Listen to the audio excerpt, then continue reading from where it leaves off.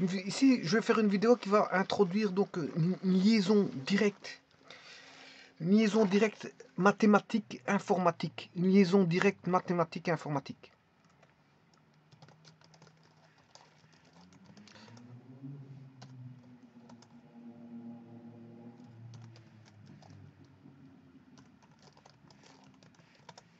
Alors, comment peut-on faire une liaison directe mathématique informatique? Vous allez le voir. Mais avant toute chose, je peux vous dire que le ciel, bon, s'est dégradé. Je ne sais pas, il fait un petit peu frais à l'extérieur. Il y a de la brise, du vent froid. Je ne sais pas comment on va augurer la suite de la journée. Bon, ça c'était pour ce que je voulais dire concernant voilà, la journée, comment elle se passe à présent. J'ai une seconde chose à dire, c'est que bon, il y a des vidéos où mon clavier passe. Ici, mon clavier, il est en AZERTY. Non, on a Azer est en AZERTY.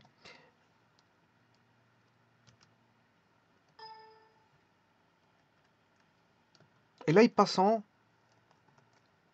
QWERTY. Bon, AZERTY, QWERTY, je vous rappelle que ce sont les premières lettres qui se retrouvent, voilà, qui se retrouvent sur le clavier. C'est les premières lettres en haut du clavier, c'est sur on va dire sur une des lignes où on retrouve les premières lettres, hein, parce qu'il y a les fonctions, les touches fonctions.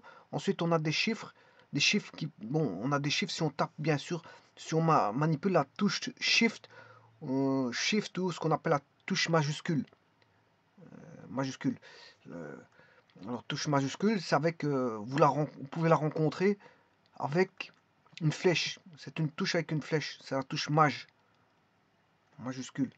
Et ça, c'est bien sûr, il y a une autre touche maj, mais bloquable. Elle est bloquable. Elle est juste au-dessus. Voilà, qui est Shift Lock. C'est une, voilà, là c'est la Shift Lock. Elle est bloquée. C'est le Shift bloqué, ça. Le Shift Lock, c'est le Shift bloqué. Alors que la touche avec un symbole, une petite flèche, c'est une plus petite flèche que ça. Ça, c'est la touche Shift. Voilà, c'est la touche majuscule. C'est ce qu'on appelle la touche majuscule. Et alors, vous avez les touches de fonction, F1, F2, F3. Et puis, on a des chiffres qu'on peut taper, qu'on peut avoir en tapant la touche Shift. Et puis, vous avez, voilà, les lettres. On a la première série de lettres qui est normalement A. C'est écrit A, Zer, Kiop, qui provient bien sûr des machines à écrire d'antan. On pouvait faire les machines à écrire qui étaient en AZERTY. Voilà, on pouvait avoir du QWERTYOP. Et donc, ça a été tiré de là pour avoir les lettres. Bien sûr, après, on a les lettres Q, S, D, D, F, G, H, J, K, L, M. Ensuite, on a W, X, C, V, B et N. Ça a été étudié, le clavier a été étudié. Voilà, pour avoir les meilleures combinaisons de touches et celles qui sont tapées le plus souvent. Voilà, dans des zones bien définies. Ça a été étudié, ça. Hein.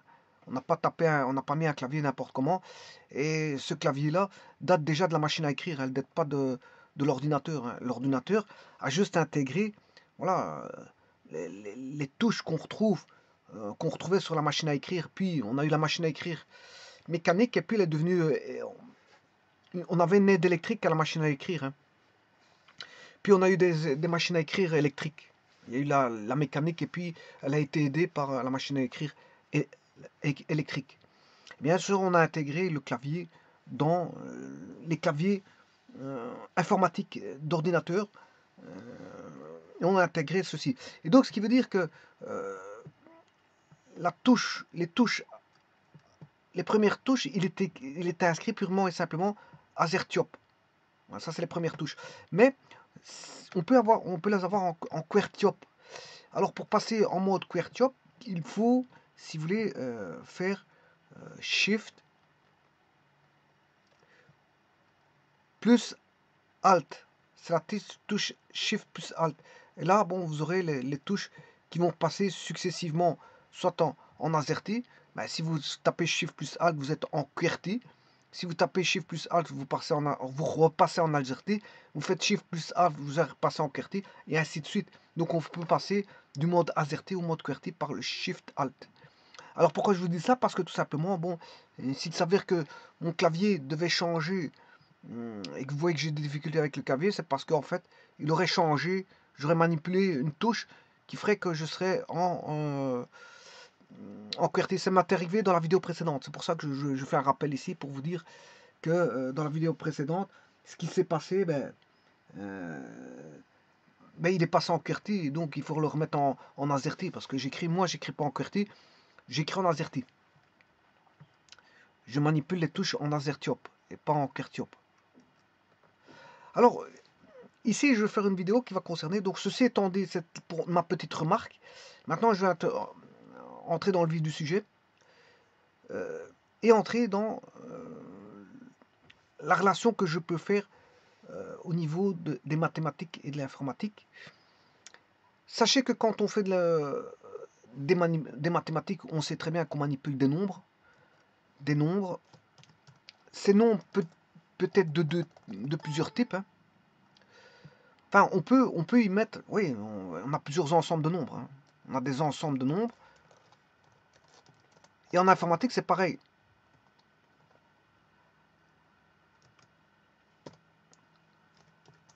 Voilà, là, vous voyez qu'il était en QWERTY. J'ai dû le remettre en AZERTY. Ensemble de nombres. On manipule des ensembles de nombres. Mais en informatique, c'est pareil. Vous avez des nombres d'une certaine, qu'on appelle, elles ont une certaine portabilité. Et ce sont des nombres de différents types. On peut mettre des entiers, des nombres à virgule flottante, etc., etc. Donc, l'informatique déjà tire des mathématiques des nombres, mais bon, elle ne peut pas mettre un nombre sur une infinité de... L'informatique est limitée. Donc elle va manipuler des nombres d'une certaine portée, et donc on ne pourra pas dépasser ces portées-là.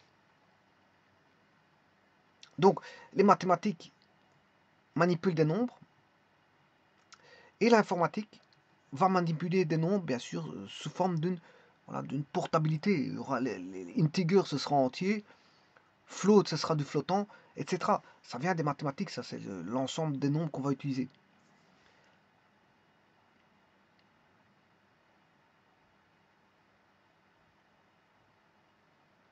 Ensuite, on peut manipuler quoi? On peut manipuler en mathématiques des variables. Tout d'abord des constantes. Je vais passer par les constantes. Une constante, c'est un nombre qui ne... C'est un nombre qui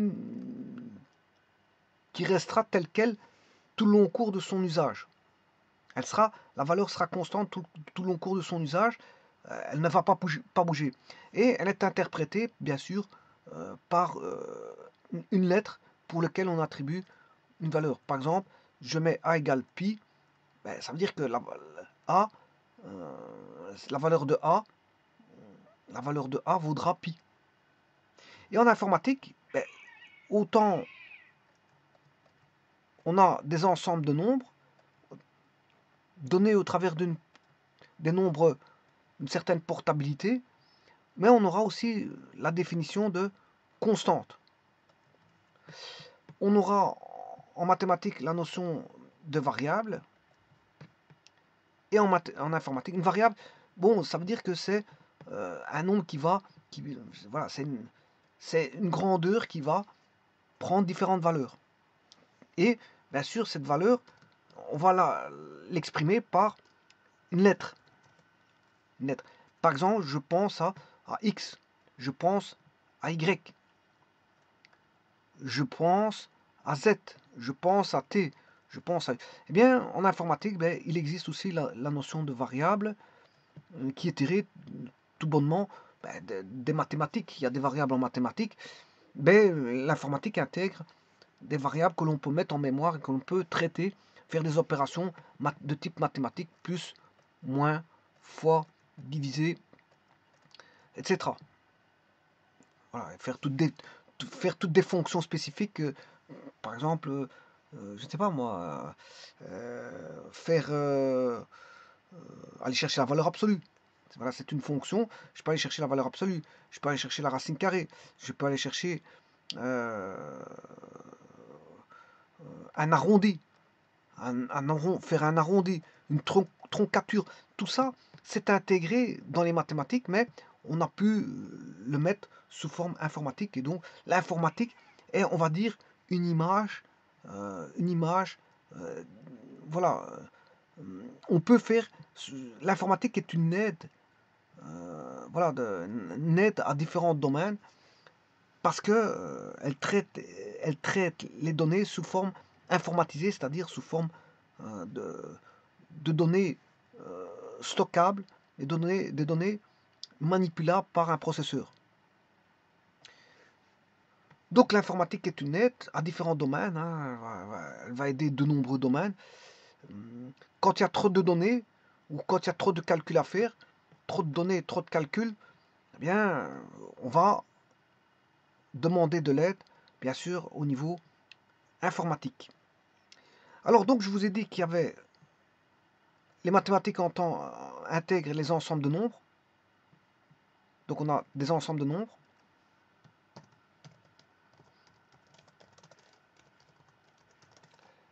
Les mathématiques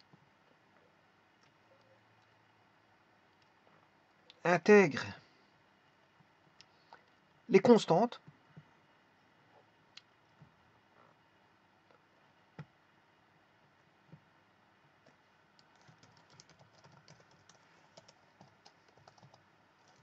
Les variables. Et un autre élément, bon, qui est le paramètre. Paramètre. Donc les mathématiques utilisent tout ça. Hein. C'est pas l'informatique qui a inventé tout ça.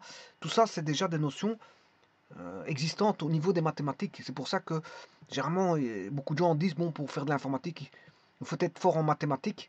Ben, c'est parce que l'informatique intègre de nombreuses notions mathématiques, effectivement. Donc, parler de constantes, ben, c'est parler de mathématiques.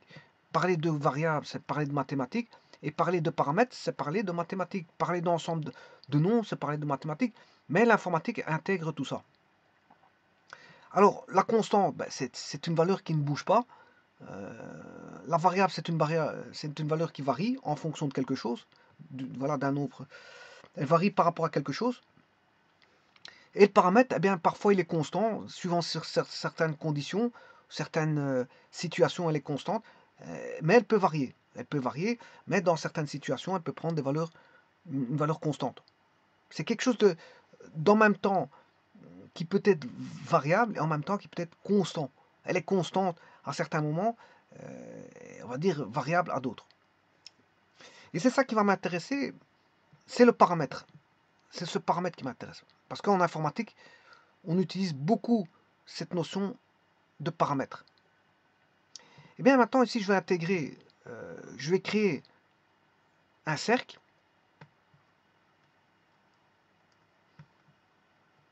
Alors, si c'est pour dessiner un cercle, je ne vais pas dessiner ça par informatique. Hein.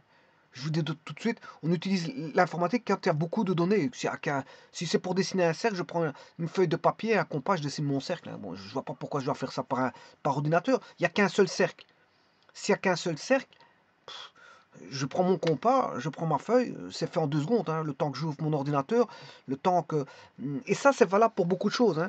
L'informatique est employée en tant qu'aide. Si c'est pour que l'informatique, le temps que vous allumez votre ordinateur, et que je veux dire, vous allumez, vous attendez que ça s'allume, et puis tout d'un coup, il y a un petit blocage informatique, vous attendez le blocage, et puis tout d'un coup, vous allumez, vous ouvrez le programme nécessaire, et puis tralali, tralala, et puis le temps que vous arrivez à faire, euh, vous faites votre dessin de cercle, ben, le cercle est déjà fait depuis longtemps avec un compas, hein. Je vais vite chercher mon compas, voilà, là où il se trouve, dans un tiroir, dans une armoire, dans une mallette, voilà, je prends une feuille de papier, ça se trouve vite, je dessine mon cercle est vite fait.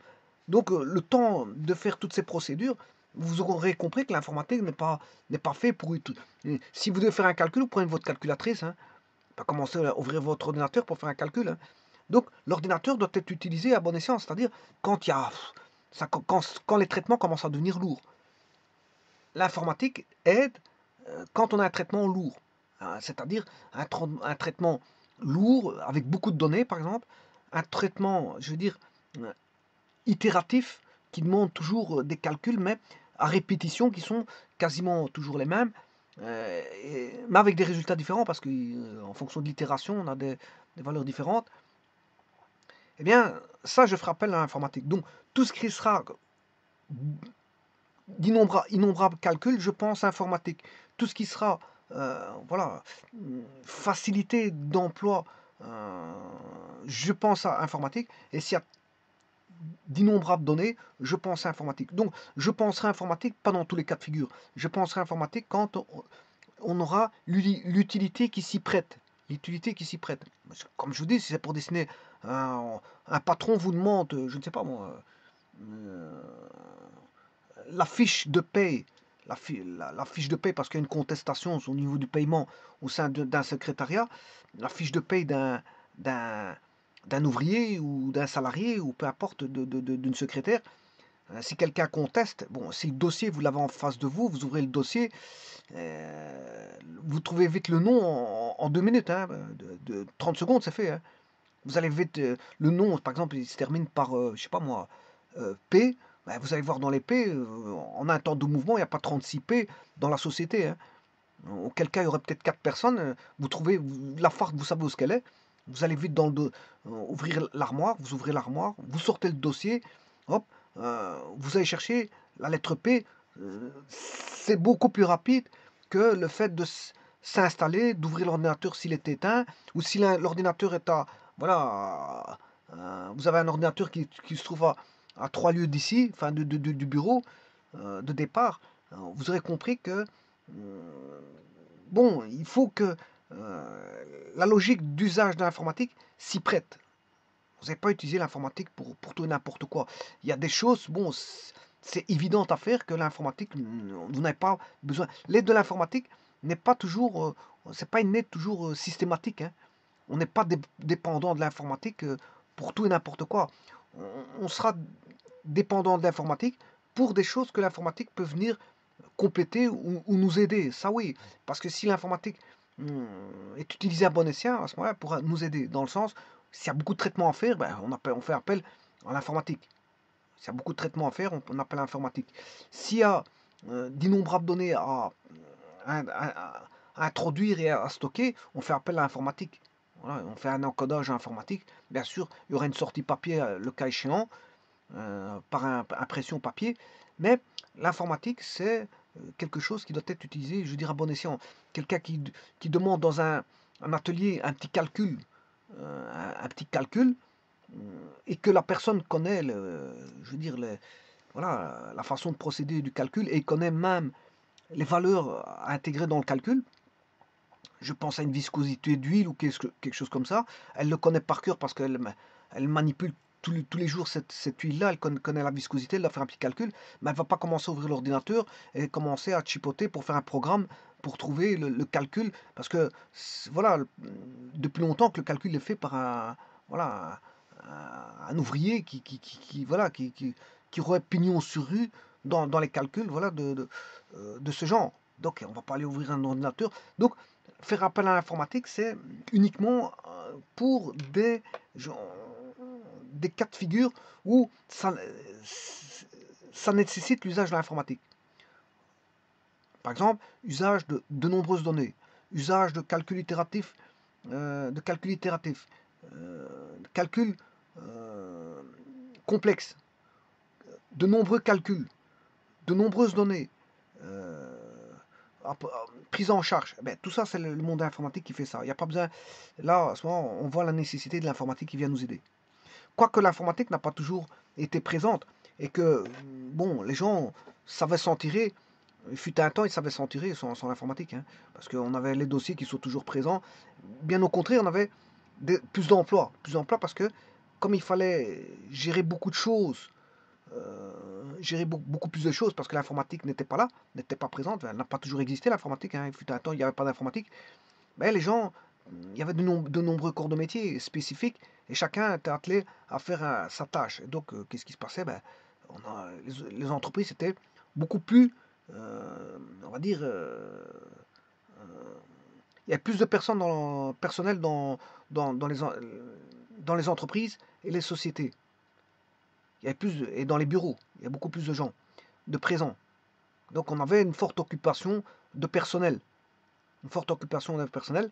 L'informatique est venue mettre, bien sûr, un arrow à tout ça. Elle a justement réduit le personnel à son strict minimum. Que ce soit dans les bureaux, que ce soit, je veux dire, dans les usines, que ce soit, voilà, c'est ce qu'on appelle, quelque part, euh, voilà, faire chaque année une, une restructuration du fait, voilà, de l'avancée technologique qui permet justement de ne plus faire travailler, si vous voulez, l'être humain. Il y a de moins en moins de tâches de l'être humain puisque on a eu l'informatique bureautique qui a supplanté beaucoup de personnel. Donc on a eu des restructurations avec de nombreuses pertes d'emplois. Mais il y a eu aussi l'informatique industrielle. Parce qu'il y a l'informatique bureautique, mais il y a l'informatique industrielle. Et l'informatique industrielle a mis tout un pan de personnel, ouvrier, je veux dire, voilà, en, voilà, en dehors de la société. Parce que qu'est-ce qui, la société finit par tourner à la manière, je veux dire, euh, euh, surtout à notre époque, c'est l'ère de, voilà, de l'époque d'interconnexion, d'interconnectivité des ordinateurs entre eux. Donc, les ordinateurs peuvent travailler de par eux-mêmes. Donc, ce qui peut se passer, c'est que un jour ou l'autre, bon, l'emploi, il risque de ne plus avoir d'emploi. On aurait des sociétés qui seraient purement euh, utilisées en production sans aucune personne dans les alentours. Sans aucune personne dans les alentours parce on aurait voilà, une société, je veux dire, qui serait capable de travailler de par elle-même. Et de même de résoudre des problèmes de par elle-même. Et de même faire de la maintenance de par elle-même. Ça, ce serait le summum voilà, de l'intelligence artificielle qui pourrait, je veux dire, répondre à tous les besoins d'une usine, on va dire, moderne. Une usine moderne où il n'y a pas un être humain qui tourne dans les alentours. Tout serait automatisé, que ce soit le transport, la logistique, tout, par robotisation, tout. La robotisation, de la robotisation complète voilà, d'une usine. Et c'est possible. Donc ça veut dire que les restructurations amènent à faire en sorte qu'on a de moins en moins d'emplois euh, euh, humains, mais de plus en plus de travail, de tâches, faites par des machines. Il y a, il y a plus la relation. Au départ, il y avait une relation homme-homme, voilà. Et puis ensuite, il y a eu la relation homme-machine. Et puis un jour viendra qu'il n'y aura plus de relation homme-machine, il n'y aura plus qu'une relation machine entre machines. Donc, ce qui veut dire que la machine aura banni, si vous voulez, l'homme du milieu du travail. Le milieu du travail sera réservé systématiquement aux machines. Donc, les machines, voilà, répondront bien sûr à voilà, une forme d'intelligence artificielle qui permettra de faire tout ce qui leur est dédié et possible au sein de leur milieu environnant, c'est-à-dire euh, leur monde, leur lieu qui serait le monde de la production. Chacun aurait sa petite tâche, comme un être humain avait sa petite tâche. Et le but du jeu, c'est un petit peu ça, parce que l'être humain, bon, on a amené au fur et à mesure des siècles à diminuer voilà, l'ardeur du travail euh, des êtres humains, notamment par des combats syndicaux qui ont amené à faire en sorte que l'homme n'était pas un esclave, voilà, mais qui devait être rétribué suivant un travail, je veux dire, euh, un travail qui n'était pas forcément fastidieux et proche de l'esclavagisme, euh, qui devait être rétribué correctement, devait être dans un milieu euh, je veux dire, le plus agréable possible au niveau du travail, euh, en diminuant autour de lui toute source de, voilà, de, on va dire, de toute source d'effets négatifs. Toute source d'effets négatifs. Les syndicats se sont battus pour ça. Ils se sont battus pour qu'on ait un homme qui est en bonne et due forme dans un milieu sain. Dans un milieu sain, c'est-à-dire qu'il ne soit pas exploité et qu'il soit rétribué selon voilà, des codes paritaires qui stipulent que l'homme a que le travailleur, je ne sais pas comment ce qu'on peut dire, hein, que le travailleur mérite, que le travailleur mérite. Donc il sera rétribué en fonction d'un code, d'un salaire qui est fixé par le code paritaire. Et ce code paritaire, bien sûr, a été négocié pour que le salaire soit le plus satisfaisant possible pour l'être humain qui doit travailler au sein d'un environnement agréable et le moins dangereux possible pour lui. Donc tout est fait pour le mettre dans un cocon et faire en sorte que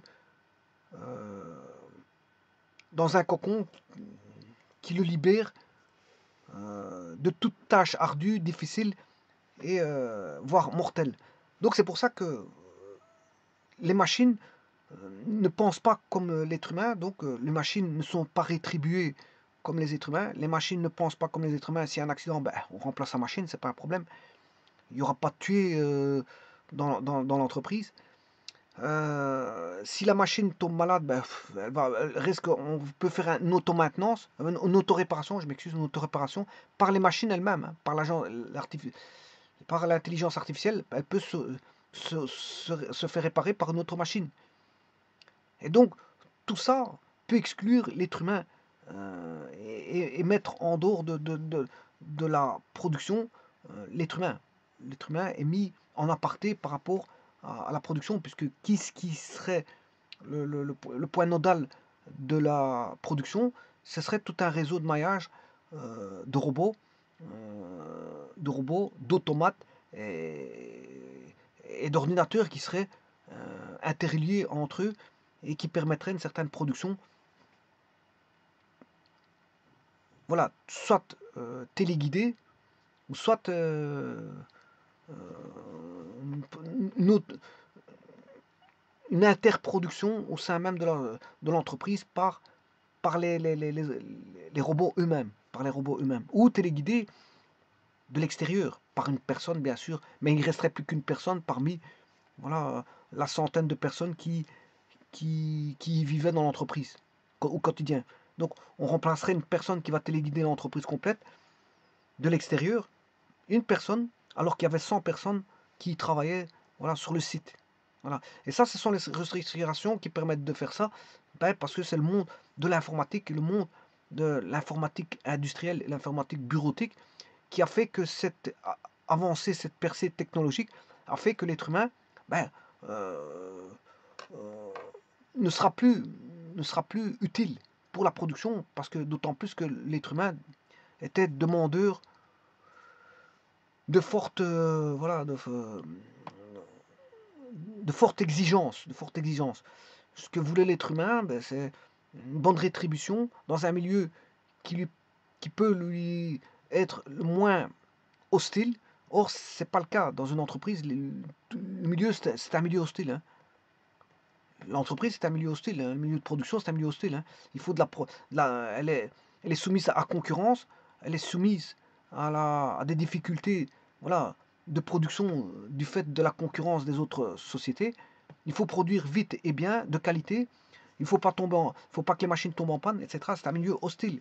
C'est un milieu où tout doit aller vite. Et si on ne supporte pas la vitesse, mais on est pris de court. Et bon, et c'est pas les syndicats qui peuvent aider une personne qui est prise de court par voilà, des vitesses qui sont demandées à très haut rendement. Parce que à ce moment, les personnes vont se sentir vite saturées et vont vite, à un moment donné, se fatiguer et voilà, baisser les bras et faire peut-être grève parce qu'en fait, ils n'en pourront plus des conditions de travail. Mais les conditions de travail sont celle préconisée par, je veux dire, la concurrence. C'est la concurrence qui met une certaine forme de, voilà, de stress au travail, mais les machines, elles ne stressent pas, elles font ce qu'on leur demande. Par contre, un être humain, il va vite se fatiguer, il va vite avoir un moral bas, etc., etc. Donc, c'est pour vous dire que c'est pour ça que on a les machines qui remplacent de plus en plus les êtres humains, et que l'être humain a beau courir chez les syndicats, ben, les syndicats ne pourront rien faire pour eux parce qu'en fait, les machines sont beaucoup plus fortes et c'est ce qui va se passer à l'avenir. On va complètement, on va dire, euh, remplacer l'être humain par des machines. Alors maintenant, ceci étant dit, maintenant comment va vivre l'être humain, mais ça c'est une autre philosophie, hein. Là, il faut penser à ce qu'on appelle une allocation, je veux dire, une allocation qui serait permanente pour tout le monde. Tout le monde aurait une allocation. Et celui qui voudrait travailler ben, aurait un salaire. Mais dans un monde où ce serait, voilà, les machines qui travailleraient auraient de moins en moins de boulot. Ça d'office, il y aurait de moins en moins de boulot. Il n'y aura pas du boulot pour tout le monde. Fatalement, on peut pas insérer n'importe qui, n'importe où. Euh, voilà, la production, voilà, s'il y a 50 machines, 50 usines qui produisent, avec dans ces 50 usines, toutes des machines, je veux dire, je ne sais pas où est-ce qu'on peut insérer les hommes dans ces entreprises-là, hein. On peut toujours insérer des hommes, mais ils auront un emploi, on va dire, fictif, ou euh, voilà, on pourrait toujours trouver un emploi, mais bon, voilà. Mais la meilleure façon de faire, si on a des entreprises comme celle que je viens de vous dire, mais c'est de payer ce qu'on appelle une allocation universelle pour tout le monde. Et tout le monde est content. Voilà, celui qui va vaquer à ses occupations, il le fait. Celui qui veut travailler, ben, pour autant qu'il trouve un boulot, je veux dire. Euh, et tout peut être informatisé, hein, je vous le dis tout de suite, hein. Tout peut être informatisé, que ce soit même les professeurs. Les professeurs ne sont pas à l'abri de l'informatisation, parce que si demain il existe une école virtuelle pour lesquelles les élèves devraient aller vers un apprentissage virtuel au niveau informatique, ils restent chez eux, voilà, ils font l'apprentissage chez eux, ils passent les examens chez eux, ils font tout chez eux, mais au travers, voilà, euh, un au travers de l'Internet. Voilà, ils apprennent par Internet, ils font leurs examens pour Internet, et ils étudient chez eux. Et maintenant, ils rendent des comptes par Internet. Et voilà, ils sont cotés par Internet. Raté ou réussi, peu importe, la cote elle sortira au moment opportun. Elle vous dira si l'élève a les compétences ou pas. Donc, ce qui veut dire que tout le monde n'est pas à l'abri de tout ça. Même les médecins ou les chirurgiens ne sont pas à l'abri de tout ça. Parce que les chirurgiens, il y a déjà des machines qui opèrent au niveau de robots. On commence à avoir des robots qui commencent à faire des opérations. Et donc, là, ça voudrait dire qu'il faudrait faire très très attention. Le monde de demain, je dirais, on n'est pas loin. Le monde de demain, il peut être d'ici 50 voire 100 ans, il sera complètement bouleversé, comme ont été toutes les époques. Elles ont été toutes bouleversées les unes après les autres, parce que c'est l'évolution. C'est l'évolution de l'être humain qui est comme ça. On ne sait pas où on va. On ne sait pas où on va. Tout, tout, tout est bouleversé. Il y a quelques années d'ici, les gens allaient acheter des CD, voilà, chez des disquaires. Ils allaient chercher des cassettes vidéo. Voilà. Euh, chez. Je sais pas ce qu'ils allaient chercher. Voilà, une vidéothèque. Il y avait les vidéothèques. Il y avait des disquaires. Bon, vous comprendrez qu'en un clic, vous avez les musiques que vous voulez, les films que vous voulez, en quelques clics, hein. Voilà, vous avez même le cinéma qui atterrit chez vous en payant. Vous payez, vous avez le cinéma qui atterrit chez vous. Donc, ce qui veut dire qu'il y a beaucoup voilà, d'activités qui se perdent du fait qu'elles ne sont plus rentables, du fait qu'on a un nouveau système qui est voilà, intégré. On a un nouveau système qui est intégré. Un nouveau système qui est intégré, ce qui fait que, eh bien, il y a une perte, voilà, des anciens emplois pour retrouver de nouveaux emplois. Mais les nouveaux emplois qui seront de nouveau occupés, bien sûr, c'est tout ce qui est emploi à haute technologie, hein. Emploi haute technologie, bon, ce sera, je vous dis, des robots qui vont travailler, c'est les sites internet à construire, voilà, construire des sites internet, des sites internet voilà, d'achat en ligne, des sites internet d'achat en ligne, des sites internet pour les banques, des sites internet pour les assurances. On ne devra plus aller chez l'assureur. En allant sur le site internet, on a tout. Des sites internet pour tout et n'importe quoi. On aura des sites internet pour tout et n'importe quoi. Et on aura bien sûr, en production, ce seront les machines qui travailleront, les robots et bien sûr les automates. Il y a déjà des automates qui, qui font beaucoup de choses, mais et ça peut aller même pour tous les métiers, hein. Même la maçonnerie, on peut penser à un robot qui fait, voilà, il monte une maison en maçonnant, hein. Ce n'est pas, voilà, de la propriété. N'allez pas croire que le robot ne peut pas supplanter quelqu'un qui construit une maison, hein. Et l'informatique peut très bien faire un programme pour construire une maison. L'informatique peut faire un programme pour monter un escalier, pour monter, elle peut tout faire, l'informatique peut tout faire. Voilà, une fois que c'est programmé, que c'est lancé, le tout c'est de lancer tout le système et que voilà, tout est mis en place. Une fois que tout est mis en place dans les systèmes, voilà, de construction, ben, une fois que c'est fait, les maçons seront au chômage, hein. Seront au chômage. Ceux qui feront les toits seront au chômage, hein. Voilà, vous arrivez avec voilà, à la rigueur, même si ça peut être même très grave ou dans le cas de figure où la voiture, enfin la camionnette ou le camion arrive sans chauffeur. C'est-à-dire qu'elle est pilotée par voilà, intelligence artificielle. Elle arrive, elle installe tout ce qu'il faut. Bon, c'est plausible, c'est facilement plausible. C'est pas de l'ordre de la science-fiction parce que c'est faisable. Tout ça, c'est faisable. C'est faisable. Avec l'intelligence artificielle, tout est possible, hein. Ramener un camion, il suit son itinéraire. Il y a un itinéraire fixé. Voilà. Il suit son itinéraire, et puis après, bon, il prend la marchandise par rapport à des autres robots qui cherchent le camion. Voilà, le camion est chargé, le camion va suivre un itinéraire sans chauffeur, bien sûr. Il arrive à destination, il se positionne suivant ses capteurs, etc., etc. Et puis, bon, il fait un déchargement de marchandises, il commence à dérouler, voilà, une bétonneuse, voilà, pour avoir même une bétonneuse en son sein dans le camion. Et il fait ses mélanges en son sein du camion. Voilà, il prépare et il fait sortir voilà, voilà 3-4 robots qui vont, eux, aller faire la maison, hein. C'est possible, c'est pas de la science-fiction, je vous assure que faut pas en rire parce que c'est de l'ordre. On peut en rire de ça, mais je vous dis que tout est possible, hein. Tout est possible. Et je comprends même pas d'ailleurs qu'on a en 2021 qu'on n'est pas passé à voilà à ce mode voilà de façon de travailler, de faire travailler que des robots. À mon avis, on est encore en train de, euh, de ralentir voilà, cette façon de faire, mais si demain cette façon de faire est d'actualité au quotidien, vous allez voir que beaucoup de gens vont perdre leur emploi. Et ça va être encore pire que maintenant. Bon, il va y avoir de plus en plus encore voilà, de personnes qui ne travailleront pas. Et donc c'est pour ça qu'il faut penser ce qu'on appelle comment on appelle ça, une allocation universelle, parce que on aura pas on aura de moins en moins de boulot pour l'être humain. Et ça, c'est sûr et certain. C'est sûr et certain, il faut se mettre à l'esprit qu'on est en 2021, on n'est plus dans les années 80, on avait le plein emploi, ou les années 70, ou les années 60, ou les années 50, ou les années 30. Bien, déjà, les années 40, c'est sortie de guerre. C'est la sortie de guerre, tout était détruit, il fallait tout reconstruire. Donc là, il y avait le plein emploi. 14-18, c'était le plein emploi. Euh, tout ce qui était l'avènement des aciéries, c'était le plein emploi. Ce qui était voilà, l'avènement de la construction par béton, ça a été le plein emploi.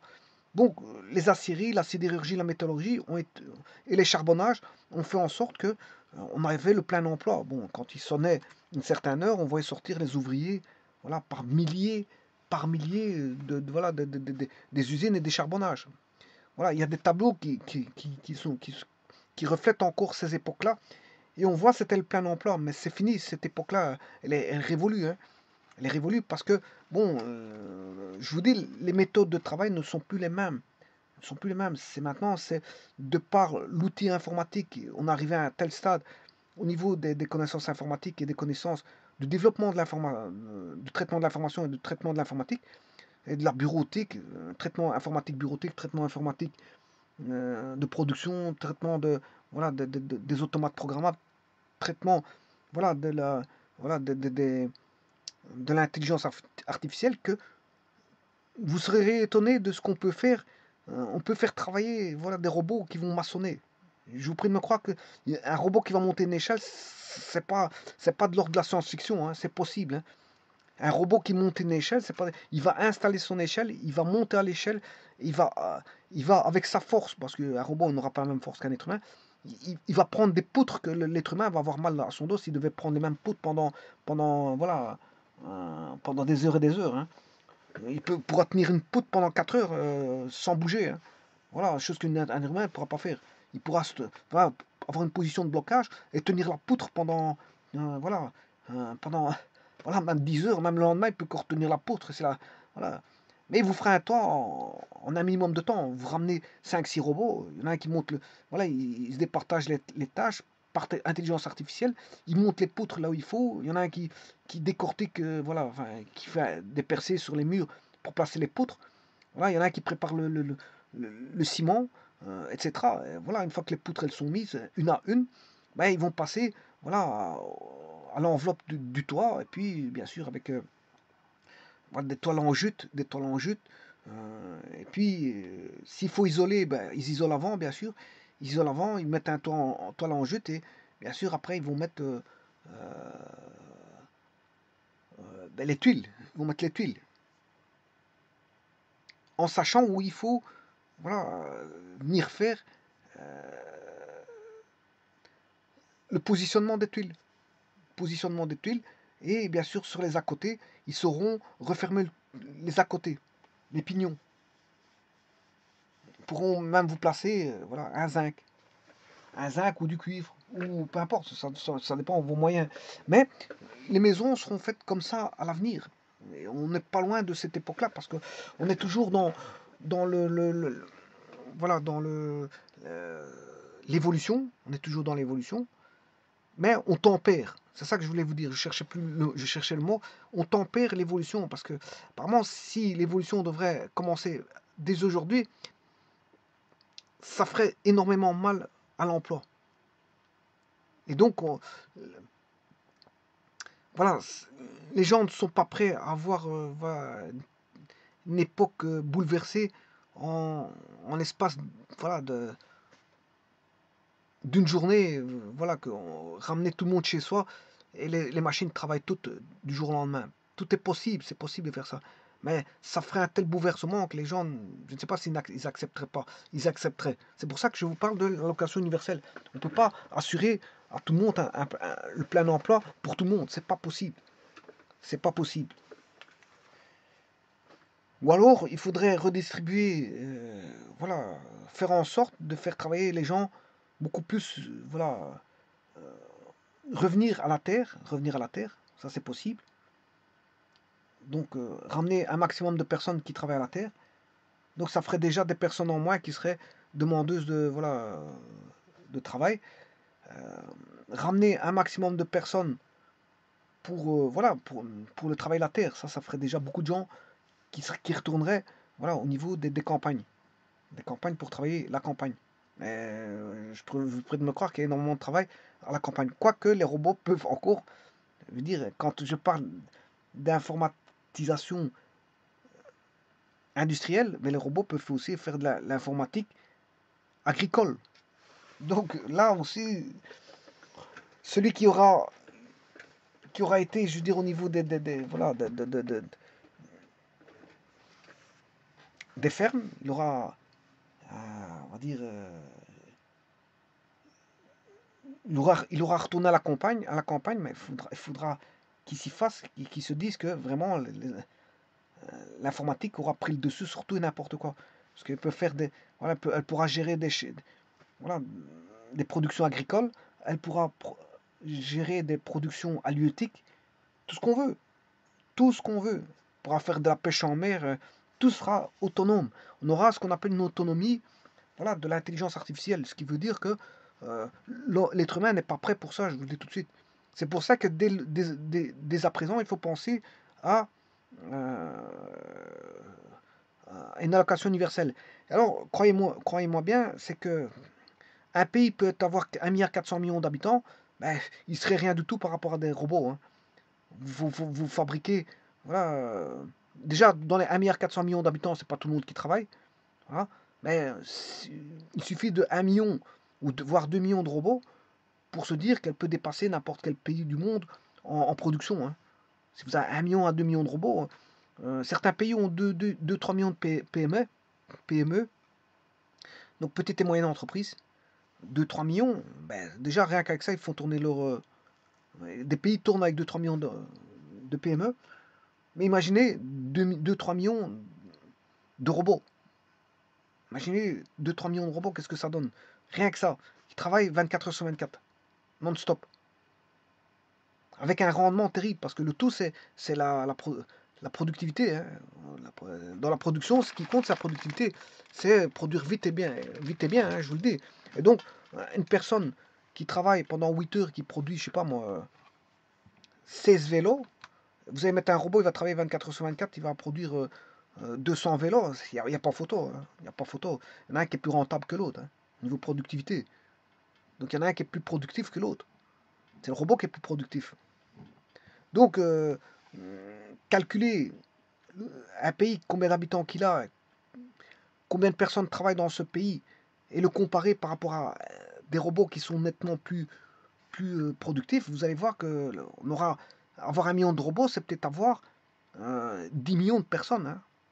C'est peut-être un facteur d'échelle de 1 à 10. Donc, ils auraient un rendement 10 fois plus grand que voilà, un travailleur normal. Hein. Donc ils auraient un rendement 10 fois plus grand, mais ils seraient, par exemple, 100 fois moindre. 100 fois moindre, avec une production 10 fois plus grande. Faites vos calculs, vous allez voir que bon, ça donne un rendement terrible. Hein. C'est comme si on avait, je sais pas combien de millions de personnes. Hein. Bon, ceci étant dit, je vais en arriver à ce que je voulais dire. Bon, cette vidéo était très importante parce que ici, je veux entamer le dessin d'un cercle. Je vais dessiner un cercle.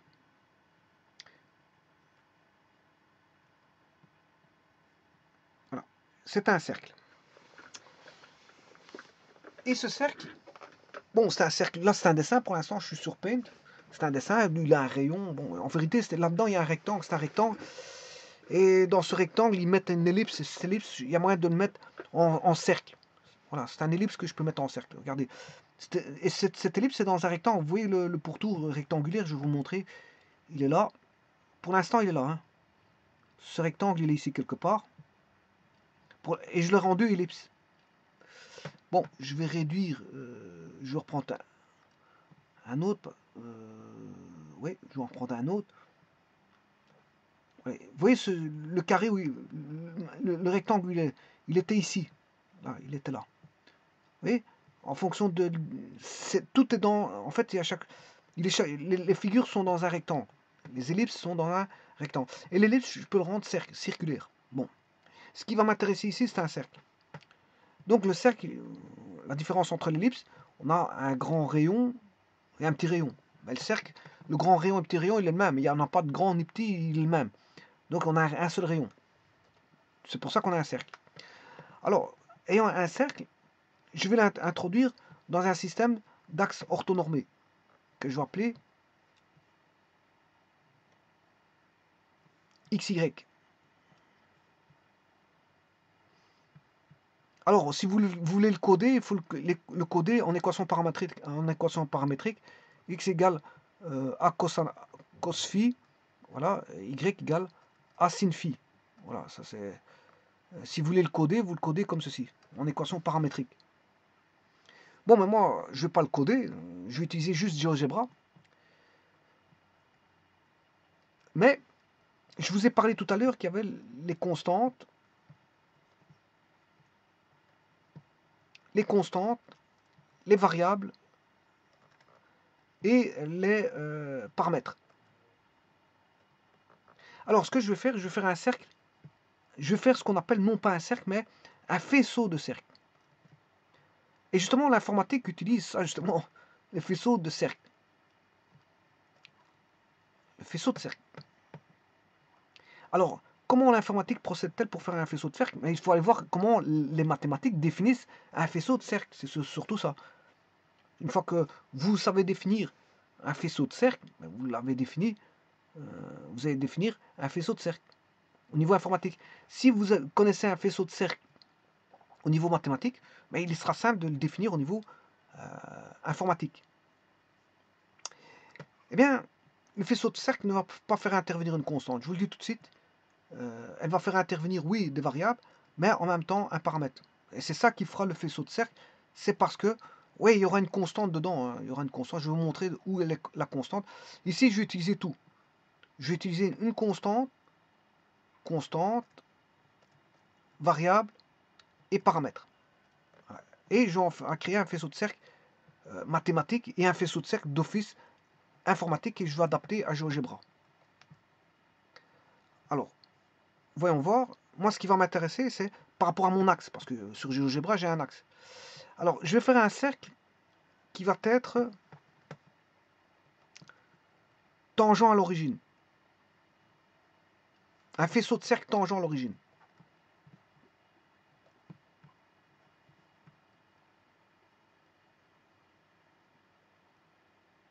Je vais faire un faisceau de cercle tangent. Ça veut dire que mon cercle, ben, il va être une fois là,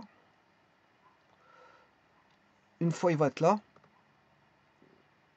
une fois il va être là, une fois il va être là. Donc, il est tangent à l'origine. Ça veut dire que il est pas centré. Parce que s'il était centré, l'équation de cercle, ce serait quoi? S'il est centré, le cercle,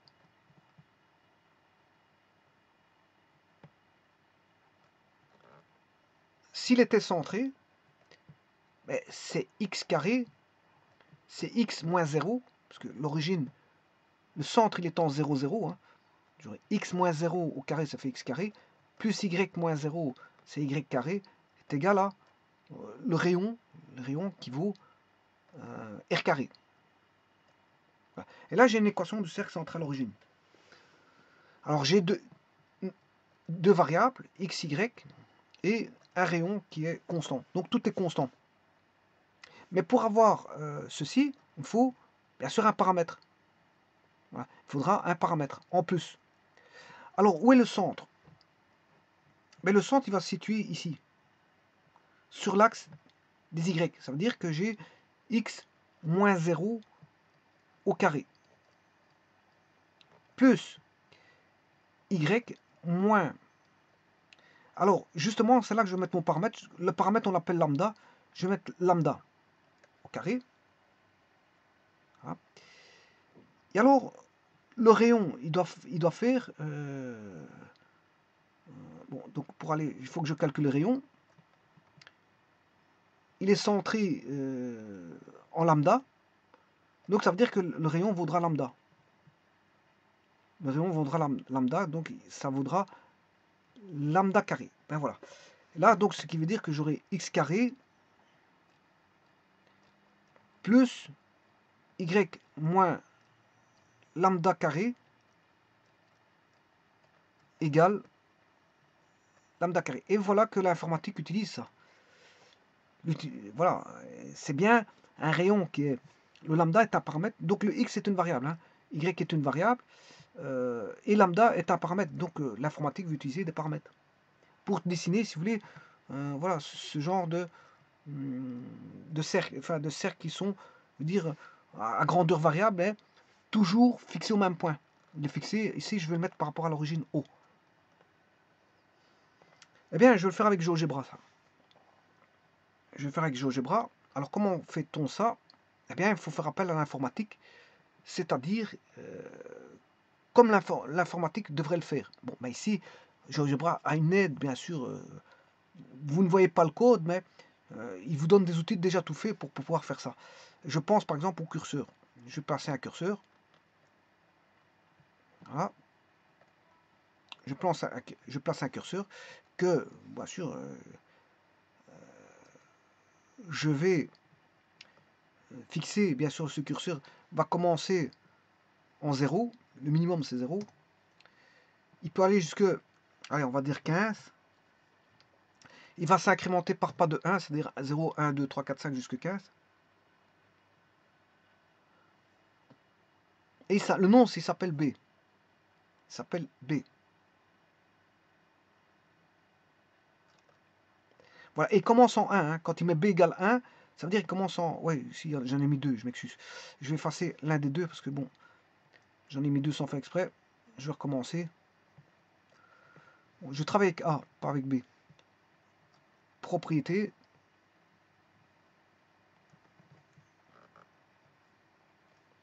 Je commence en 0. Ben, il m'a créé un deuxième curseur. Bon, je commence en 0. Il va aller jusque 15. Par pas d'incrément de 1. Voilà.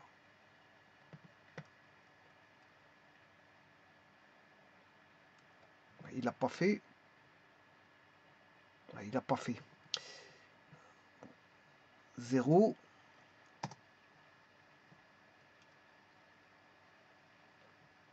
Normalement, il faudrait acquiescer. Minimum.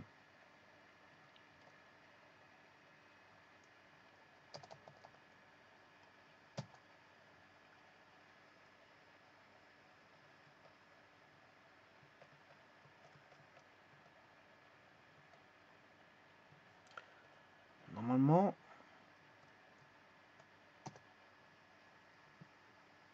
Ça, c'est pas B. Je m'excuse, mais bon. Il veut me fixer un curseur B alors que j'en ai pas besoin. Alors, je vais reprendre celui-ci. Voilà. Si je mets 0.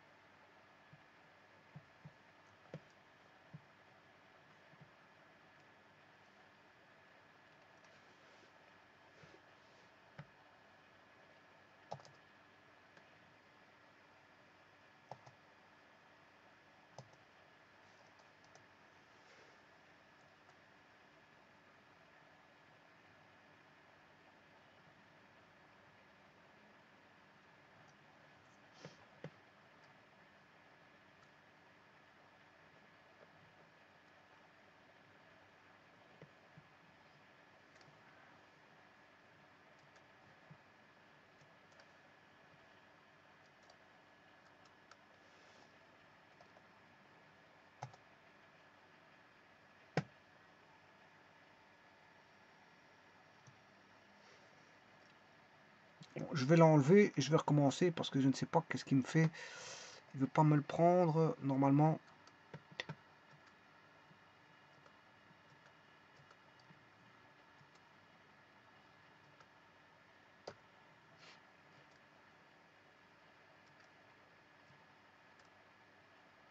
Voilà, ici je vais mettre 0, 5, incrément de, je vais aller jusque 15, incrément de 1. Et je fais OK. Voilà, là il l'a pris. Je sais pas, il voulait pas le prendre tout à l'heure, mais bon, ici il l'a pris. Donc je commence en 0.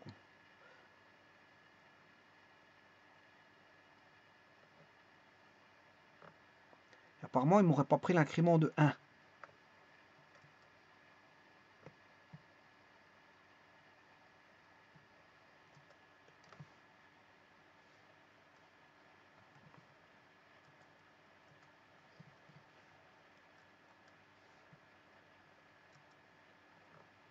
Et il m'a pas pris l'incrément de 1.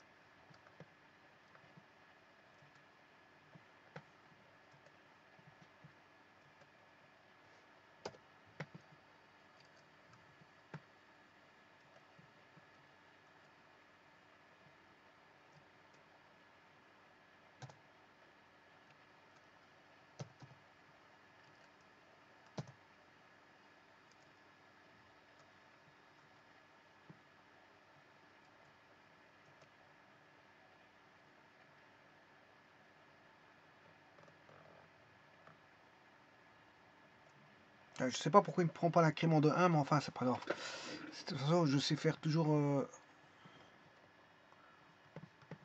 Je ne sais pas pourquoi il me prend pas l'incrément de 1. Bon, je vais dessiner bien sûr mes cercles ici. Et je vais créer l'équation x carré plus y moins a au carré égale a carré. Voilà. Et alors là, je peux faire un zoom.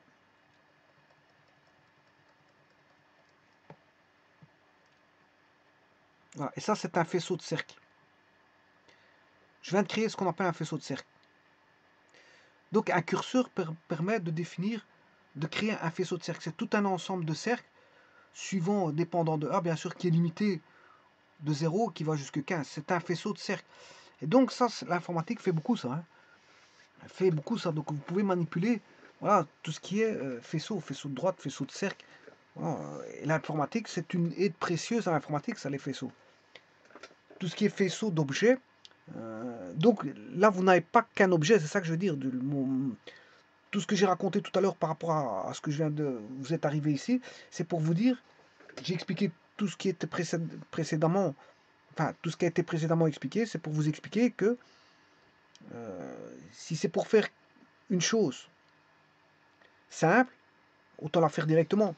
Mais maintenant, si c'est pour faire des choses variables, voilà, ici c'est constant et variable en même temps, on a un cercle défini qui est constant, mais si je fais ça, je le fais varier au travers du curseur.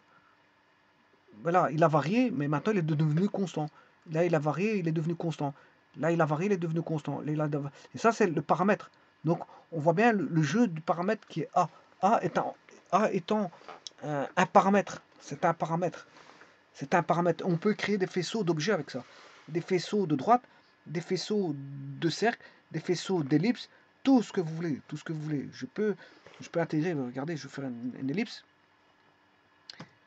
X carré.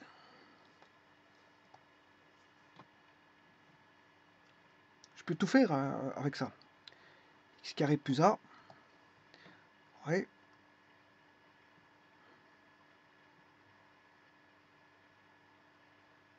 Donc là, j'ai un faisceau de parabole. Hein. Faisceau de parabole et un faisceau de cercle.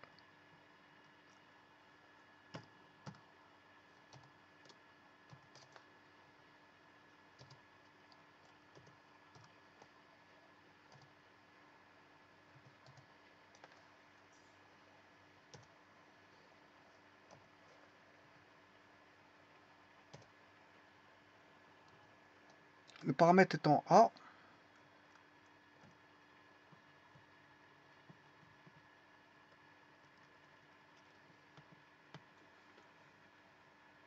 Donc j'ai un faisceau de cercle, un faisceau de droite et un faisceau de... Enfin, un faisceau de cercle, un faisceau de parabole, un faisceau d'ellipse.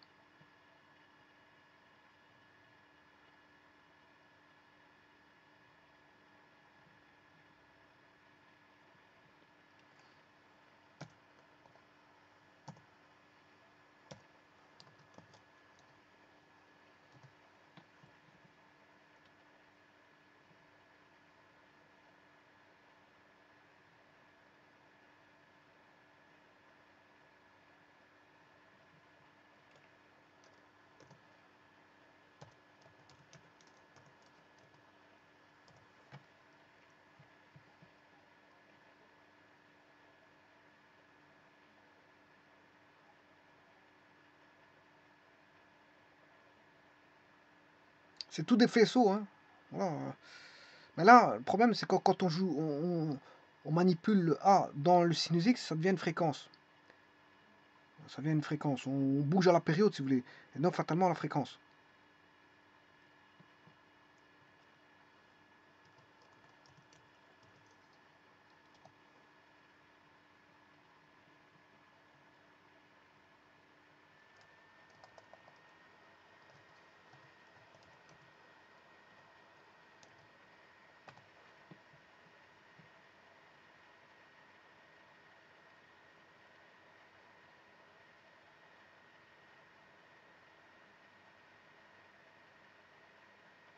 Et donc, l'informatique fait beaucoup de ça. Elle manipule, si vous voulez, les paramètres.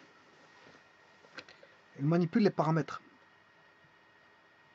Bien sûr par programmation, mais ici, c'est fait au travers. Bon, qu'est-ce que c'est que le curseur là? C'est une boucle, hein. C'est juste une boucle. Une boucle for i est égal à 1, tout 10. Ou, enfin, ici c'est jusque 15. For i égale à 1 jusque 15. Et je crois, je sais plus le. Ouais, il n'a pas pris le. Comment on appelle ça? L'incrément. L'incrément ici, c'est. L'incrément ici, il est de. Un dixième, je crois. Ouais, un dixième. Voilà. L'incrément se fait par pas de un dixième. Donc, je peux faire une boucle de 1 jusqu'à une certaine valeur par pas de un dixième. Donc, je ferai une boucle de 0 à 15 par pas de un dixième pour toutes les figures que vous avez là-bas. C'est une boucle for next, hein, c'est rien d'autre. Et donc, ils l'ont introduit par tout simplement un curseur. Mais les équations sont de type paramétrique. Pour faire varier tout ça, ce sont l'informatique dans les boucles for next, on aura des équations paramétriques de courbes. Ce sont des équations paramétriques de courbes.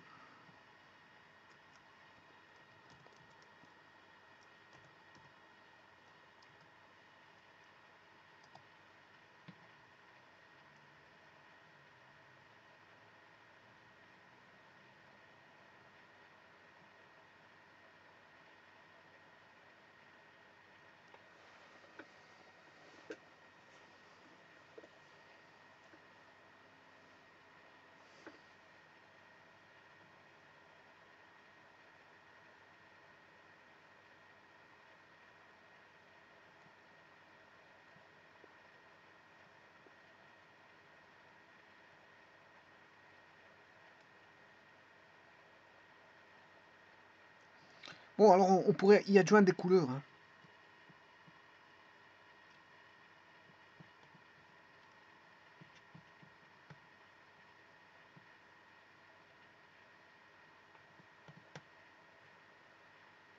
Il va garder sa couleur, bien sûr, en son sein en tant que propriété.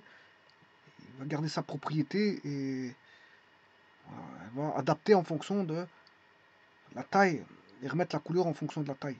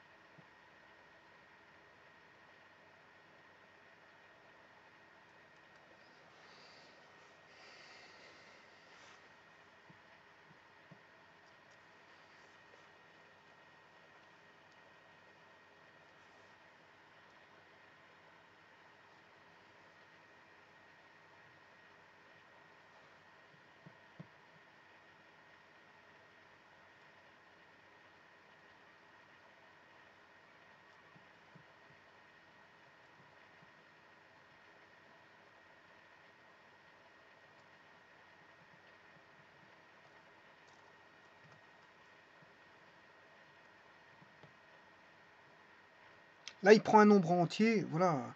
Il prend le nombre entier, 7, 5, 6, 9, etc. Pour en faire un nombre de côté, ici, bon, 4,28, pour lui, c'est comme s'il avait 4.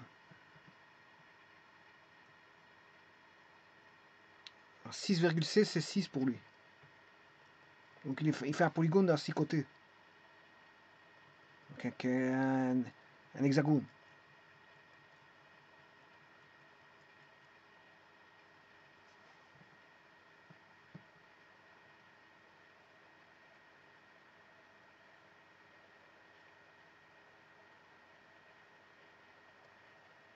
Je peux faire varier tout ce que je veux.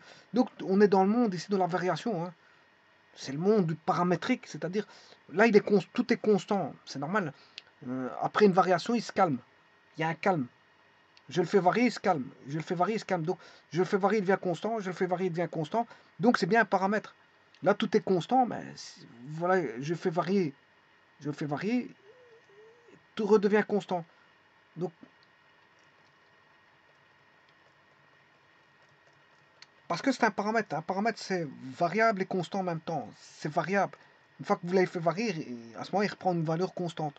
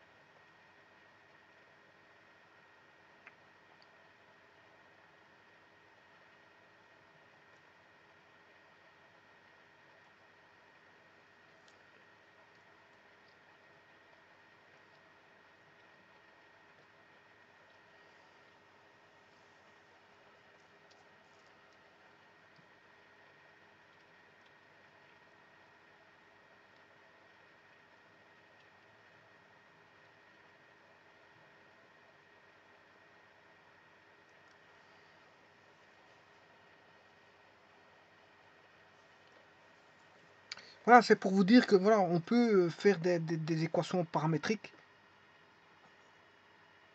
des équations, des faisceaux. On peut faire des faisceaux de tout ce qu'on veut. Faisceau de cercle, faisceau de parabole, faisceau d'ellipse, faisceau de droite, faisceau de ce que vous voulez. Donc qu'est-ce que ce sera un faisceau? Quelque chose qui est, en fait, c'est un objet variable et en même temps variable à certains moments et constant. Là ici, tout est constant, si ce n'est qu'il y a un point mobile, mais ça c'est une animation. Oui, l'animation fait en sorte qu'on a, c'est un paramètre variable, hein. C'est un paramètre qui est toujours variable là-bas. Mais en des temps très courts, il est constant. Voilà, voilà, entre deux pas, il est constant. Voilà, donc c'est quelque chose, c'est un paramètre aussi. C'est un paramètre variable, mais bon, on voit pas la constance parce que ça se passe très vite. Ça se passe très vite.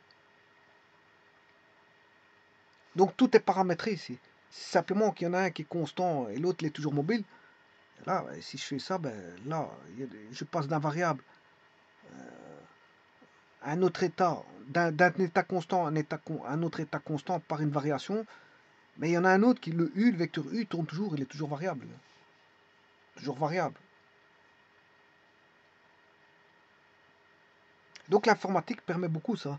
Donc ça c'est fait au travers de boucles for next, bien sûr de calcul de points, au travers de boucles for next, et donc de tracés de courbes dans un plan.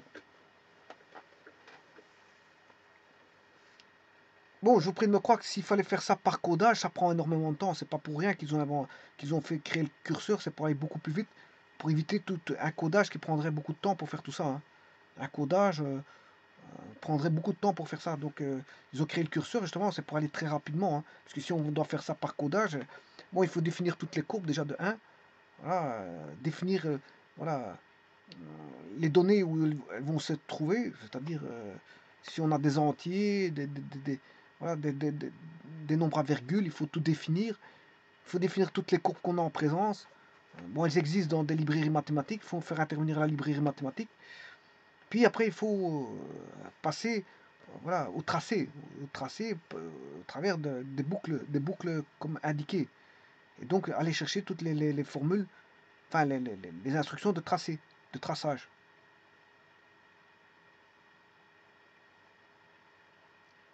Et donc, je vous prie de me croire que c'est beaucoup plus complexe. Le fait de le coder, enfin complexe non, mais c'est dans le sens, coder va prendre énormément plus de temps que ce que je viens de faire ici. Ici, j'ai fait d'innombrables courbes en mettant un simple curseur. Et voilà, l'histoire, elle est faite en un temps de mouvement. C'est justement une voie de facilité. GeoGebra, c'est pour faciliter la tâche, hein. C'est pour pas commencer à faire des programmations qui seraient lourdes pour rien que faire un petit tracé de rien du tout, hein.